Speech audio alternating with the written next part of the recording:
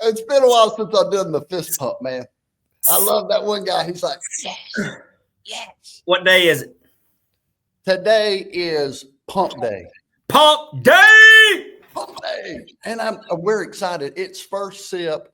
Good morning, everybody. If this is your first time here, what we do is we help you get your mind right for a great day. Today I'm in Charlotte, Freddie, without coffee.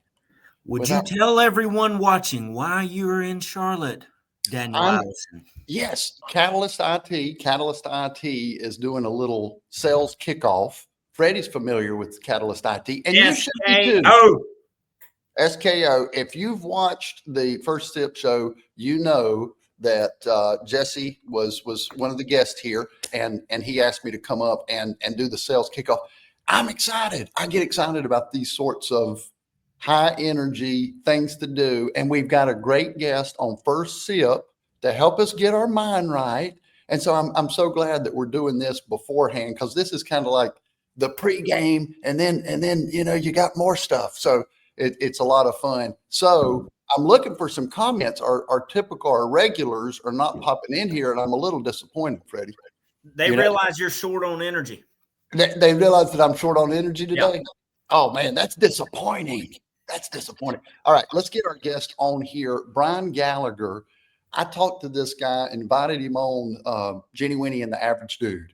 This was about 2 years ago. Jenny wasn't able to make it. And so I had a guest host, which was kind of weird for me. But then I got to know this guy. I'm like, man, he's done a lot of very cool things. I didn't really get a chance to learn on the podcast because I learned more after it was over. So I'm excited to introduce him to Freddie and to all of you. And here he is, Brian Gallagher. Hey guys, thank you so much for having me on. Man, you can't not be pumped up after listening to, the Rocky theme music in the starting. I'm from Philadelphia, so it hits doubly hard for me. And I'm pumped, man. I'm pumped. Yeah. You're running the stairs. Great to be here. Great to be here. Has Brian Gallagher ever run the stairs in Philadelphia? I was born and raised in Philadelphia. I'm going to let you answer that question for me. Of course I have, multiple times. Multiple times. Have you ever recorded yourself doing it? I may have. I may have. I used to do a lot of Instagram material revolving around fitness. I'm 99% sure I have a video of me running up the stairs. I have to check for you guys, and I'll share it with you if I do. I'm pretty sure I do.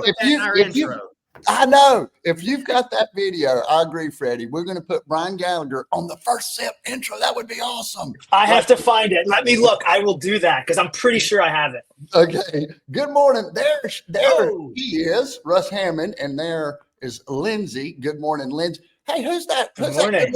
LB's in the house. I like that. So welcome to the show. What we do, there's Susmitha. I was late. I was waiting on it, Susmitha. You didn't disappoint me. Thanks for coming this morning. So I would love for you to tell folks a little bit about what you do, because I think it's cool what you did. You're in the corporate world, and then you started doing stuff. Tell us a little bit about it. Yeah, I just like you said, I was in the corporate world. I spent 11 years there. I knew about 3.5 weeks in, it wasn't for me, but for any number of reasons, fear, money, I didn't believe in what I could do on my own. I stayed for another 11 years over 2 jobs. And then finally just something snapped for me, and I realized I had to do something else. An opportunity came my way that I was talking with a friend with, and I felt so pumped for it. We started working on it before I left my job. And then I got fired from my job. So it was like, there was just, that's a very short version of what happened. But there was a lot of signs coming my way that it was like, hey, I've always wanted to work for myself. There was like things telling me that I should go do this. There was an opportunity right in front of me to do it. And then getting fired was like the final kick in the ass I needed to know. It's like, okay. And I also say final kick in the ass, but also the final kind of like, I would say like blessing or nudge or like, hey, this is the right move for you right now. Now's the time. You will not regret this. Go. and it just set me on a path. And the reason I do what I do now in helping, let's say stressed or stuck or tired or exhausted corporate workers, take the first step towards designing their own business. I like to think of it as like building your life's work. Because the feeling I had the first few days of waking up and knowing I didn't have to go sit in an office, wear clothes I didn't want to wear, do things I didn't want to do, interact with people I didn't want to interact with. The feeling that I got from those first few days of waking up without that job, I want everyone to experience that, especially those who feel like they have no other options. They are stuck. They don't know what they want to do. I want to help them experience that same feeling I did. So I help people start their own one-person service business and give them all the tools they need to go from coming up with their idea to signing their first client. Whatever the business idea is that they want to do, we help them get it set up and do that. So that's what I do now. I love it. You made the jump. You made the leap. You know what the person's going to experience, the emotions that they're going to go through. And that's what we need. We need the push. Sometimes you got fired, and so you got that kind of push. But I agree with you, don't you, Freddie? These little things that happen in life. It's like, wait a minute, this is my sign to take action in this way. Do you know how many people went to work today and didn't want to go to work just because of where they work, who they deal with? They want to do something else, and they're capable of doing it, but they have the fears that he talked about. Well, it's fear too, because now I'm responsible. I don't have anybody to complain about at the water cooler. I'm going to be the one that's going to have all the pressure on me. And sometimes we think about that and it's like, ooh, wait. So, and then we talk to other people that are still in the corporate world and they're scared. Well, they're not going to tell you to leave, are they, Brian? You got to talk to Brian, who's already got that, because they're scared to death too. I got to hear what Brian's quote is. Here we go. You're going to love this, Brian. Quote of the day. Quote of the day. Nothing but the best over here, brother. Quote of the day. What you got? Okay, so I may have cheated a little bit here. I have two that I really love. One of them is from someone famous. One of them is from me, and they both revolve around the same general idea of take the risk. So let's go with the one from the non-famous person. That's me. The quote is "kiss the girl," and I'll explain that in just a second as I get into the second quote. Here is from a famous person that we all probably know, Jim Carrey, and he said he learned this lesson from his dad. He gave this quote in a commencement speech that he saw his dad go to do an accounting job that he ended up getting fired from, and the one lesson he took away from that, he's like, you can fail at doing something you don't love, so you might as well take a chance on doing something that you do love.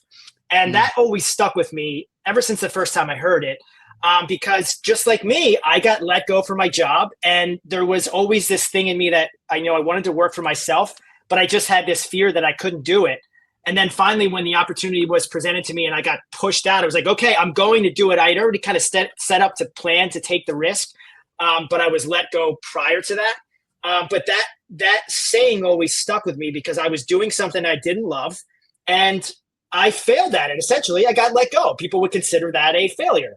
So I fall squarely in like the group of people that he's talking to with that quote. Now, the first one I shared, "Kiss the Girl," was a reminder for me to always take the action, always take the step, take the risk, because it's much better to know the answer. And the reason I say kiss the girl is because, we can all be in this situation. What you're talking about. Yeah, you can all be in this situation. It could be kiss the girl, kiss the guy, whatever.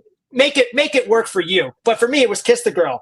And here's the thought behind that. It's like, I walk a girl home from a date. We're standing at her front door. If I kiss her, I know all the information I need to know if I go to kiss her. If she pulls away, I know the date didn't go well. If she kisses me back, I know the date well. But if I don't make the move, I never know. I walk away and I have no idea where I stand. I want to know where I stand at all times. So for me, that is like, hey, go take the step, find the information. So what if you get rejected? Rejection is way better than regret. I'd rather never have regret. What you think, Eddie Blanton? What you think? I want to know, once you took the risk, how long did it take you to realize, oh, I'm good, I'm safe, this is the play that I needed to do? I would say pretty early on, I knew when we started to. So I opened a fitness studio after I left my corporate job. That was my first move out of corporate, and I knew once we started to generate revenue, fill our classes, we started to get some press, which felt pretty good, and I really felt like I had shed a whole separate personality of me that existed solely for the purpose of doing work that I didn't enjoy. So I had these two personas. It was like professional me, and that was a certain vocabulary, a certain set of clothes, a certain look, a certain behavior. And then I had personal me, which was a different set of clothes, a different attitude, a way that I can interact with the world that was truly mine, that was unencumbered and unrestricted. And once I shed that professional me, then it was just me. There was no different personal me or friends me or relationship me. It was just me, and I could be me in every sense of the word. And that's when I knew it was like, okay, you're on your right path. You were on a wrong one. You took a slight, some would call it detour, but I look at it as necessary steps. It really allowed me to do what I did afterwards with respect to finances, with respect to meeting people that I met through my job. I couldn't have done that without this step. So I never look at it as a detour. It's just a necessary step along the path. And maybe I was, took a slight wrong turn, but then you just readjust and you feel like you're heading in the right direction again. And that's when I knew. I love it. And you talked about, I think it was the Jim Carrey quote. I like both of the quotes actually, but thank you.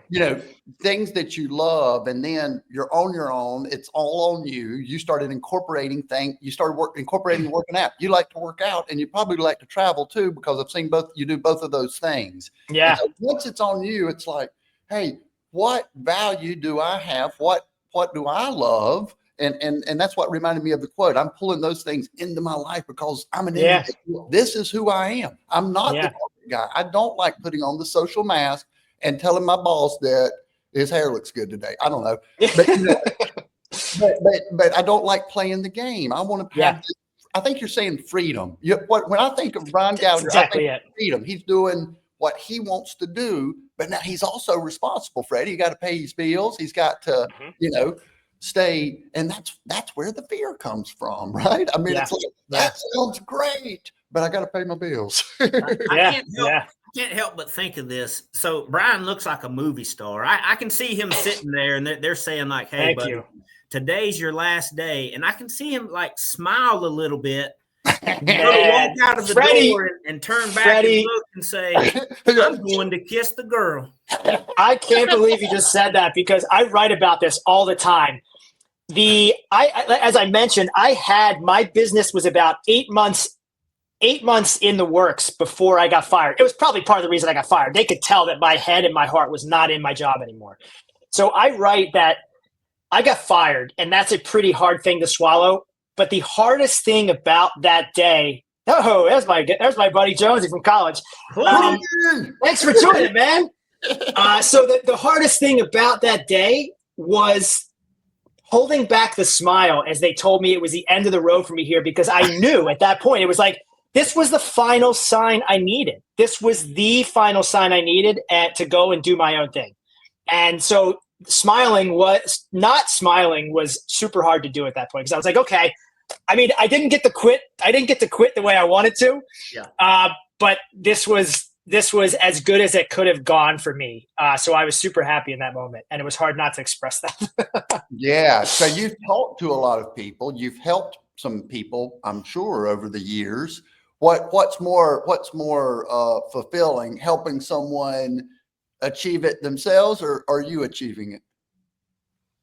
I mean, that's a great question, by the way. I mean, it feels wonderful to do it for yourself, but then when you can get to a point where you can do it yourself, and then you can walk other people through the process. I mean, when I get messages from clients of mine who, just signed their own client, or now they finally, it's even small things that just, they're taking steps in that direction to find their own path. So when people tell me like, hey, I had 5 people reach out to me about my new service, it's like, wow, okay, you are on the path. The goal here with what I do now is to get people from 0 to 1, which is often the hardest step. Like there's so many things that go from getting from 0 to 1 that it's often it's often easier to go from 1 to 10 or 10 to 100, because then it's just something you're able to do at scale once you have the skill set. But getting from 0 to 1 is learning a lot of things along the way. So I like to think about, getting my people that I work with from 0 to 1, and then they have the knowledge and the skills to do whatever they want on their own, because they learn the things to get them past that starting point. I love that. Take that first step. That first step is the hardest. Then we have momentum. Then we're ready to go. Fred, final thought. And Brian Gallagher, thank you. That was awesome. Yeah. I got to go in here and figure out what I'm going to say. Freddie, what you got? Do not let fear cripple you. Kiss the girl. Kiss the girl. I like that one too. Let's roll, everybody. Brian, have a good one, brother. Thank you so much, guys. Take care. Yeah. Later. See you, Fred.